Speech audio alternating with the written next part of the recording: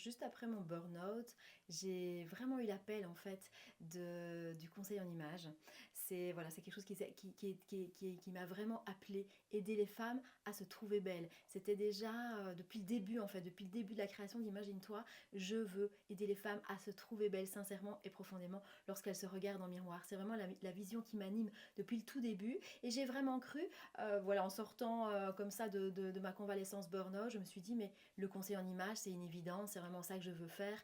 Dans ma famille, moi je viens vraiment d'une famille où les vêtements avaient toute leur importance. Je voyais mes parents qui se préparaient, c'était vraiment, les vêtements avaient vraiment un pouvoir, je le ressentais qu'il y avait un pouvoir de pouvoir nous allumer. Quand ma maman avait des compliments et que waouh, elle s'allumait comme ça, juste par, par plaisir de recevoir des compliments, c'était un peu magique pour moi.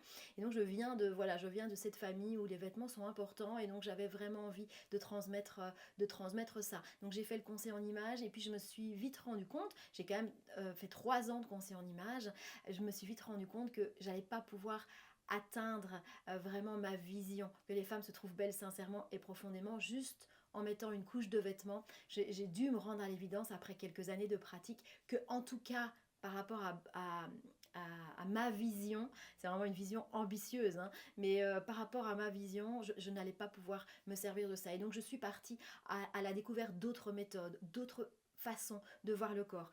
En parallèle à ça, j'ai fait moi-même, évidemment, mon propre chemin de développement personnel, développement spirituel.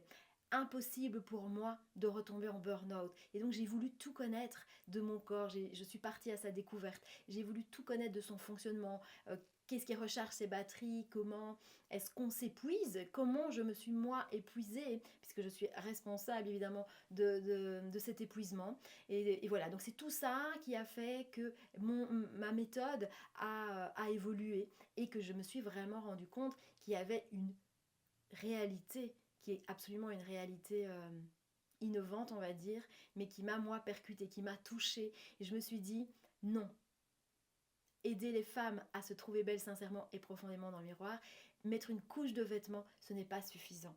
Il faut voir beaucoup plus profondément.